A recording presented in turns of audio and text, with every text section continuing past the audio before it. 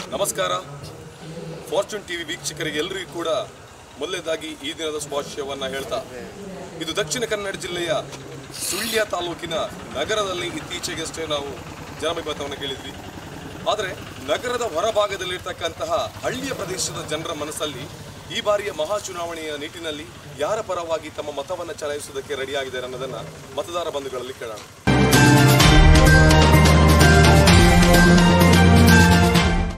ಅಂತೇಳಿ ಏನು ವರ್ಕ್ ಮಾಡ್ತಿದ್ದೀರಾ? ನಾನು ಆರ್ಮಿಯಲ್ಲಿ ಇದ್ದೀನಿ.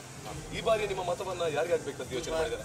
ಈ ಬಾರಿ ಮತವನ್ನು ಅಂದರೆ ನಮ್ಮ ದೇಶದ ಬಗ್ಗೆ ಯಾರು ಯೋಚನೆ ಮಾಡ್ತಾರೆ ಅವರಿಗೆ, ಆಮೇಲೆ ನಮ್ಮ ದೇಶದ ಬಗ್ಗೆ ಯಾರಿಗೆ ದೇಶಭಕ್ತಿ ಇದೆ, ದೇಶ ಪ್ರೀತಿ ಇದೆ, ನಮ್ಮ ದೇಶವನ್ನು ಯಾರು ಒಂದು ಒಳ್ಳೆಯ ರೀತಿಯಲ್ಲಿ ತಗೊಳ್ಳುವಂಥ ಒಂದು ಶಕ್ತಿ ಇದೆ ಅಂಥವರಿಗೆ ನಮ್ಮ ಓಟು.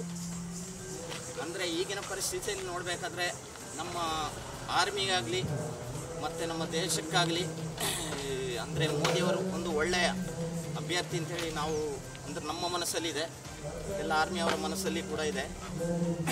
ಆರ್ಮಿ ಕೂಡ ಒಳ್ಳೆಯ ಒಂದು ಫೆಸಿಲಿಟಿ, ಆಮೇಲೆ ಒಳ್ಳೆಯ ಸೌಲಭ್ಯವನ್ನು ಒದಗಿಸಿಕೊಟ್ಟಿದ್ದಾರೆ. ಅದೇ ರೀತಿ ಆರ್ಮಿಗೆ ಒಂದು ಬಲ ಬರಬೇಕಂದ್ರೆ ಅದರ ಹಿಂದೆ ಒಂದು ವ್ಯಕ್ತಿ ಅಂತ ಹೇಳಿದರೆ ಅದು ನರೇಂದ್ರ ಮೋದಿ.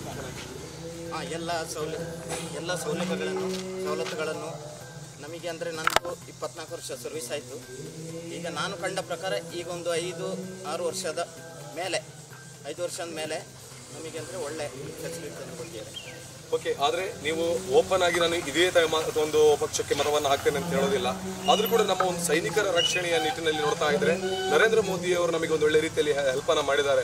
24 ವರ್ಷಗಳ ಕಾಲ ನಾನು ಸೈನ್ಯದಲ್ಲಿ ಸೇವೆಯನ್ನು ಸಲ್ಲಿಸಿದ್ರು ಕೂಡ ಇದುವರೆಗೆ ಇಲ್ಲದಂತಹ ಒಂದು ಸೇವೆಯನ್ನು ನರೇಂದ್ರ ಮೋದಿ ಅವರು ನಮಗೆ ಅವಕಾಶವನ್ನು ಮಾಡಿಕೊಟ್ಟಿದ್ದಾರೆ ಅನ್ನೋಂಥ ಮಾತನ್ನು ಹೇಳ್ತಾ ಇದ್ದಾರೆ. ಒಂದು ಅಂದರೆ ಹಳೆ ಗೌರ್ಮೆಂಟ್ ಕೂಡ ಕೊಡಲಿಲ್ಲ ಅಂತಲ್ಲ, ಆದರೆ ಹಳೆ ಗೌರ್ಮೆಂಟ್ ಕೂಡ ಕೊಡಲಿಲ್ಲ ಅಂತಲ್ಲ, ಕೊಟ್ಟಿದೆ. ಬಟ್ ಅದಕ್ಕಿಂತ ಜಾಸ್ತಿ ಈಗ ಒಂದು 5 ವರ್ಷದ ಮೇಲೆ ನಮ್ಮ ಆರ್ಮಿಗೆ ಏನೆಲ್ಲ ಸವಲತ್ತುಗಳು ಬೇಕು, ಏನೆಲ್ಲ ಇದು ಬೇಕು ಅಂದರೆ ಸೈನ್ಯಕ್ಕೆ ಒಂದು ಬಲ ಬರುವಂಥ ಒಂದು ಶಕ್ತಿಯನ್ನು ಈಗಿನ ಸರ್ಕಾರ ಕೊಟ್ಟಿದೆ ಅಂತ ನಮ್ಮ ಆರ್ಮಿಯವರೆಲ್ಲ ಎಲ್ಲರ ಅಭಿಪ್ರಾಯ. ನಂದು ಅಂತಲ್ಲ, ಎಲ್ಲ ಆರ್ಮಿಯವರ ಅಭಿಪ್ರಾಯ. ನಿಮ್ಮ ಹೆಸರು? ನನ್ನ ಹೆಸರು ಚಿದಾನಂದ್ ಅಂತೇಳಿ. ನಾನು ಇಲ್ಲಿ ಒಂದು ವೋಟರ್ಸ್ ಆಗಿ ನಾನು ಮಾತಾಡ್ತಾ ಇದ್ದೇನೆ. ಈ ಬಾರಿಯ ನಿಮ್ಮ ಮತವನ್ನು ದಕ್ಷಿಣ ಕನ್ನಡ ಜಿಲ್ಲೆಯಲ್ಲಿ ಚಲಾಯಿಸ್ತಾ ಇದ್ದೀರಾ. ಒಂದು ಕಡೆಯಲ್ಲಿ ಮಿಥುನ್ ರೈ ಇದ್ದಾರೆ, ಮತ್ತೊಂದು ಕಡೆಯಲ್ಲಿ ನಳಿನ್ ಕುಮಾರ್ ಕಟೀಲ್ ಇದ್ದಾರೆ.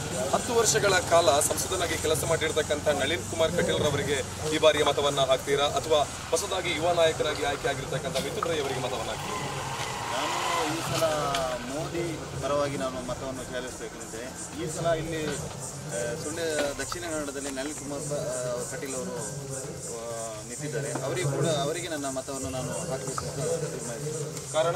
ಕಾರಣ ಅಂದರೆ ನಮ್ಮ ದೇಶದ ಬಗ್ಗೆ ಯೋಚಿಸುವಂಥ ನಮ್ಮ ಪ್ರಧಾನಿ ಅವರ ಕೆಳಗೆ ಅವರು ಓಟನ್ನು ಕೇಳಲಿಕ್ಕೆ ಇಟ್ಟಿದ್ದಾರೆ. ಅವರ ಪರವಾಗಿ ನಾನು ಓಟನ್ನು ಚಲಾಯಿಸ್ತೇನೆ. ಇದಕ್ಕೆ ಮುಂಚೆ 60 ವರ್ಷಗಳ ಕಾಲ ನಾವು ಅವರ ಕೈಯಲ್ಲಿ ಕೊಟ್ಟು ಸೈನ್ಯಕ್ಕೆ ಬಲ ಇಲ್ಲ, ಮತ್ತು ಯಾವುದೂ ಒಂದು ಫೆಸಿಲಿಟಿ ಕೊಡದಂಥ ನಾವು ಒಂದು ಪಕ್ಷಕ್ಕೆ ಅವರಿಗೆ ಕೊಟ್ಟು ನಮ್ಮ ದೇಶದ ಪರಿಸ್ಥಿತಿ ಏನಾಗ್ಬೋದು ಅಂತ ನಾವು ಮುಂದೆ ಚಿಂತನೆ ಮಾಡಬೇಕಾಗ್ತದೆ. ಅಂದರೆ ಯಾವುದೇ ಕಾರಣಕ್ಕೂ ಕೂಡ ನಾವು ಮೋದಿಯನ್ನು ಬಿಟ್ಟು ಮತ್ತೊಬ್ಬ ಅಭ್ಯರ್ಥಿಯನ್ನು ಆಯ್ಕೆ ಮಾಡೋದಕ್ಕೆ ತಯಾರಿಲ್ಲ ಅನ್ನುವಂಥ ಮಾತನ್ನು ಹೇಳ್ತಾ ಇದ್ದೀರಾ. ಆದರೆ ನಿಮ್ಮ ಪರವಾಗಿ ಮತ್ತೊಮ್ಮೆ ಮೋದಿ ಅಂತಕ್ಕಂಥ ಮಾತು ಬರ್ತಾ ಇದೆ. ಇವ್ರ ಜೊತೆ ಮತ್ತೊಮ್ಮೆ ಇದ್ದಾರೆ ಸರ್. ನಿಮ್ಮ ಹೆಸರು? ಈ ಬಾರಿ ನಿಮ್ಮ ಮತವನ್ನು ಯಾರಿಗೆ ಹಾಕಬೇಕು ಅಂತಿದ್ದೀರಾ? ಯಾಕೆ ಸರ್ ಬಿಜೆಪಿಗೆ ಒಂದು ಬದಲಾವಣೆ ಮಾಡಬಹುದಲ್ಲ? ದೇಶದಲ್ಲಿ ಭಾರತ ದೇಶವನ್ನು ಗುರುತಿಸುವಾಗ ನರೇಂದ್ರ ಮೋದಿಯವರು ಅವರ ಕಲ್ಪನೆಗಳು ತುಂಬ ಸೂಕ್ಷ್ಮವಾಗಿ ಉಂಟು, ಪ್ರತಿಯೊಬ್ಬ ಜನರನ್ನು ತಲುಪುವ ನಿಟ್ಟಿನಲ್ಲಿ ಉಂಟು. ಆದ ಕಾರಣ ನನ್ನ ಮತ ಸ್ಪಷ್ಟವಾಗಿ ನರೇಂದ್ರ ಮೋದಿ ನೇತೃತ್ವದ BJPಗೆ. ವಿರೋಧ ಪಕ್ಷಗಳು ಚುನಾವಣೆ ಬಂದಾಗ ತಮ್ಮದೇ ಅಭಿಪ್ರಾಯವನ್ನು ಅಥವಾ ದೂರುಗಳನ್ನು ಹೇಳುವುದು ಸಾಧ್ಯ. ಯಾಕಂದರೆ ಅಭಿವೃದ್ಧಿಯನ್ನು ಮಾಡಿದ್ದಾರೆ, ಅಂಕಿಅಂಶಗಳನ್ನು ಕೊಡ್ತಾ ಇದ್ದಾರೆ. ಕೆಲವು ವಿಷಯಗಳಲ್ಲಿ ನಿಧಾನ ಆಗಿರ್ಬೋದು. ಈಗ ಮುಖ್ಯವಾಗಿ ಕಂಡದ್ದು ಫ್ಲೈಓವರ್ನ ವಿಷಯ ಅಂತ ಕಾಣ್ತದೆ. ಆದರೆ ಸುಳ್ಯದಿಂದ ಮೈಸೂರು ರಾಜ್ಯ ಹೆದ್ದಾರಿ ಮಾಡುವಾಗ 8 ವರ್ಷ ಆಯಿತು ಅದನ್ನು ಮಾಡಬೇಕು ಅಂತ ಹೇಳಿ. ಆವಾಗ ಯಾರು ಇದನ್ನು ಕೇಳಲಿಲ್ಲ. ಕೆಲವೊಮ್ಮೆ ದಿನ ತಡ ಆಗೋದು ಸಹಜ ಅಂತ ಹೇಳಿ. ಸರ್ ನಮಸ್ತೆ, ತಮ್ಮ ಹೆಸರು? ನನ್ನ ಹೆಸರು ಸನತ್ ಮುಳುಗಾಡು ಅಂತ. ಈ ಬಾರಿ ತಮ್ಮ ಮತವನ್ನು ಯಾರಿಗೆ ಹಾಕಬೇಕಂತ ಯೋಚನೆ ಮಾಡ್ಕೊಂಡಿದ್ದಾರೆ ಸರ್? ಈ ಬಾರಿ ಲೋಕಸಭಾ ಚುನಾವಣೆಯಲ್ಲಿ ಮಿಥುನ್ ರೈ ಅವರನ್ನು ನಾವು ಆಯ್ಕೆ ಮಾಡ್ತಿದ್ದೇವೆ. ಯಾಕೆ ಸರ್? ಕಾರಣ ಯಾಕೆಂದರೆ ಈಗಾಗಲೇ ಲೋಕಸಭಾ ಚುನಾವಣೆಯಲ್ಲಿ 2 ಸಾರಿ ನಳಿನ್ ಕುಮಾರ್ ಕಟೀಲನ್ನು ಬೆಂಬಲಿಸಿದ್ದಾರೆ ಜನ. ಬಹುಶಃ ಅವರಿಂದ ಯಾವುದೇ ನಿರೀಕ್ಷೆ ಜನಗಳಿಗೆ ಸಿಗಲಿಲ್ಲ, ಯಾವುದೇ ಅಭಿವೃದ್ಧಿ ಕೆಲಸಗಳೂ ಆಗಲಿಲ್ಲ. ಈ ನಿಟ್ಟಿನಲ್ಲಿ ಈಗಿನ ಯುವಕರು ಮಿಥುನ್ ರೈ ಅವರನ್ನು ಬೆಂಬಲಿಸುವ ಒಂದು ಸೂಚನೆ ಕಾಣ್ತಾ ಇದೆ. ಬಹುಶಃ ಅವರು ಯಂಗ್ಸ್ಟರ್ ಹುಡುಗ ಉತ್ಸಾಹಿ ಆಗಿರುವ ಕಾರಣ ಎಲ್ಲರೂ ಅವರನ್ನು ಸ್ವಲ್ಪ ಬೆಂಬಲಿಸ್ತಾ ಇದ್ದಾರೆ ಇವಾಗ. ಯಾಕಂದರೆ ಲೋಕಸಭಾ ಚುನಾವಣೆಯಲ್ಲಿ ಒಬ್ಬ ಎಜುಕೇಟೆಡ್ ಅಭ್ಯರ್ಥಿಯನ್ನು ಕಾಂಗ್ರೆಸ್ ಪಕ್ಷ ಆಯ್ಕೆ ಮಾಡಿದೆ. ಈ ನಿಟ್ಟಿನಲ್ಲಿ ಸಂಸತ್ತಿನಲ್ಲಿ ಒಬ್ಬ ಒಳ್ಳೆಯ ಅಭ್ಯರ್ಥಿಯನ್ನು, ಒಳ್ಳೆಯ ಒಂದು ಸುಸಂಸ್ಕೃತ ವ್ಯಕ್ತಿಯನ್ನು ಕಾಂಗ್ರೆಸ್ ಆಯ್ಕೆ ಮಾಡಿರುವುದರಿಂದ ಜನರ ಆಶೋತ್ತರಗಳನ್ನು, ಜನರ ಕಷ್ಟಗಳನ್ನು ಅರಿತಿರುವ ಒಂದು ವ್ಯಕ್ತಿ, ಬಹುಶಃ ಎಲ್ಲ ಭಾಷೆಗಳಲ್ಲಿ ಮಾತಾಡುವಂಥ ಒಬ್ಬ ವ್ಯಕ್ತಿ ಒಳ್ಳೆಯ ಆಳ್ವಿಕೆಯನ್ನು ಮಾಡ್ಬೋದು, ಜನಗಳಿಗೆ ಪ್ರಯೋಜನ ಆಗ್ಬೋದು ಇದರಿಂದ ಅಂತೇಳಿ ಅನ್ನುವಂಥದ್ದು ಅನಿಸ್ತದೆ ನಮಗೆ. ಬಹುಶಃ ನರೇಂದ್ರ ಮೋದಿಯವರು ಒಳ್ಳೆಯ ಅಭ್ಯರ್ಥಿ ಆಗಿದ್ದರೂ ಕೂಡ ಬಹುಶಃ ಒಂದು ಗಾದೆ ಇದೆ, ಅಪ್ಪನ ನೋಡಿ ಮಗನಿಗೆ ಹುಡುಗಿ ಕೊಡಬಾರ್ದು ಅಂತ ಹೇಳುವಂಥ ಒಂದು ಇದಿದೆ. ಯಾಕೆಂದರೆ ಇಲ್ಲಿ ಸ್ಥಳೀಯವಾಗಿ ಬೇಕಾದ್ದು ನಮ್ಮ ಇಲ್ಲಿನ ಸಂಸದರು. ಬಹುಶಃ ಇಲ್ಲಿಯ ಅಭಿವೃದ್ಧಿಗಳನ್ನು ಸಂಸದರೇ ಮಾಡಬೇಕಷ್ಟೇ ಹೊರತು ಬೇರೆ ಯಾರು ಮಾಡಲಿಕ್ಕೆ ಆಗೋದಿಲ್ಲ. ಆದ ಕಾರಣ ಜನರು ಈಗಿನ ಇದರಲ್ಲಿ ವಿದ್ಯಾವಂತರು, ಬುದ್ಧಿಜೀವಿಗಳು, ಅವರಿಗೇನು ಹೇಳಬೇಕು ಅಂತಿಲ್ಲ, ಅವರೇ ಯೋಚನೆ ಮಾಡ್ತಾರೆ ಯಾವ ರೀತಿ ಇರಬೇಕು ಅಂತ ಹೇಳುವಂಥದ್ದನ್ನು. ಈ ನಿಟ್ಟಿನಲ್ಲಿ ನಾನು ಹೇಳಲಿಕ್ಕೆ.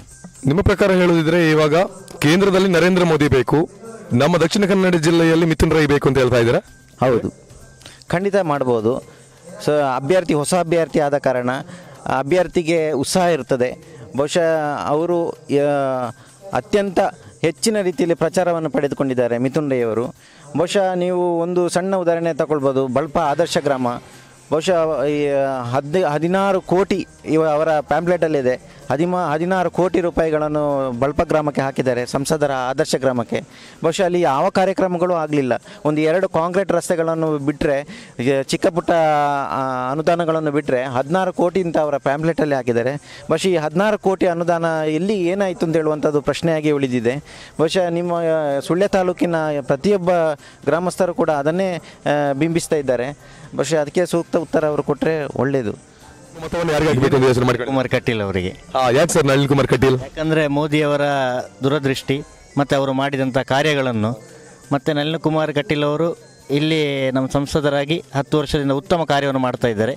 ಆದ ಕಾರಣ ನಮ್ಮ ಮತ ನಳಿನ್ ಕುಮಾರ್ ಕಟೀಲ್ ಅವರಿಗೆ. ಅಂದ್ರೂ ಕೂಡ ನಾವು ನೋಡ್ತಿರುವಂಥ ಮಟ್ಟಿನಲ್ಲಿ ನಳಿನ್ ಕುಮಾರ್ ಕಟೀಲ್ ಅಷ್ಟೇನು ಒಂದು ಒಳ್ಳೆ ಕೆಲಸಗಳನ್ನು ಮಾಡಿಲ್ಲ, ಅಭಿವೃದ್ಧಿ ಕಾರ್ಯಗಳನ್ನು ಮಾಡಿಲ್ಲ ಅಂತಕ್ಕಂಥ ಮಾತುಗಳಿವೆ, ಸಾಮಾಜಿಕ ಜಾಲತಾಣಗಳಲ್ಲಿ ಓಡಾಡ್ತಾ ಇದೆ. ಇದ್ರ ಬಗ್ಗೆ ಏನು ಹೇಳ್ತೀರಾ? ಇಲ್ಲ ಸರ್, ಏನಂದರೆ ನಳಿನ್ ಕುಮಾರ್ ಕಟೀಲ್ ಅವರು ಸಂಸದರಾದ ಮೇಲೆ ಅವರು ಅನೇಕ ಒಳ್ಳೊಳ್ಳೆ ಕೆಲಸಗಳನ್ನು ಮಾಡಿದ್ದಾರೆ.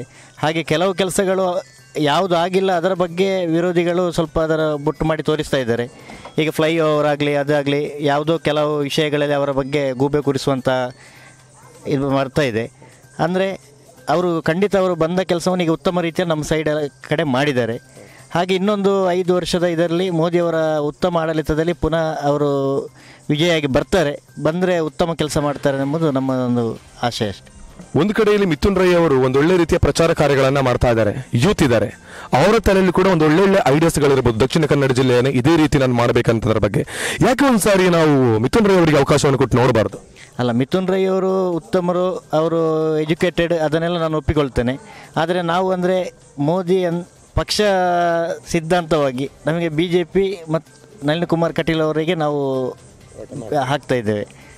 ಓಕೆ, ಆದರೆ ದಕ್ಷಿಣ ಕನ್ನಡ ಜಿಲ್ಲೆಯಲ್ಲಿ ಈ ಬಾರಿ ಹಲವಾರು ಮಂದಿ ಮಿಥುನ್ ರೈ ಅವರನ್ನು ಬೆಂಬಲಿಸ್ತೇನೆ ಅಂತ ಹೇಳ್ತಿದ್ರೆ, 10 ವರ್ಷಗಳ ಕಾಲ ಆಡಳಿತವನ್ನು ಮಾಡಿರ್ತಕ್ಕಂತಹ, ಸಂಸದನಾಗಿ ಕೆಲಸವನ್ನು ಮಾಡಿರ್ತಕ್ಕಂತಹ ನಳಿನ್ ಕುಮಾರ್ ಕಟೀಲ್ ಅವರನ್ನು ನಾವು ಬೆಂಬಲಿಸ್ತೇವೆ. ತನ್ಮೂಲಕ ಈ ದೇಶದ ಚುಕ್ಕಾಣಿಯನ್ನು ಹೇಳುವುದಕ್ಕೆ ನರೇಂದ್ರ ಮೋದಿ ಅವರನ್ನ ಮತ್ತೊಮ್ಮೆ ನಾವು ದೆಹಲಿಗೆ ಕಳಿಸುವೆ ಅಂತಕ್ಕಂಥ ಮಾತನ್ನ ಸುಳ್ಯ ತಾಲೂಕಿನ ಕಾಯಿರ್ತೋಡಿ ವಠಾರದ ಮತದಾರ ಬಂಧುಗಳು ಹೇಳ್ತಾ ಇದ್ದಾರೆ.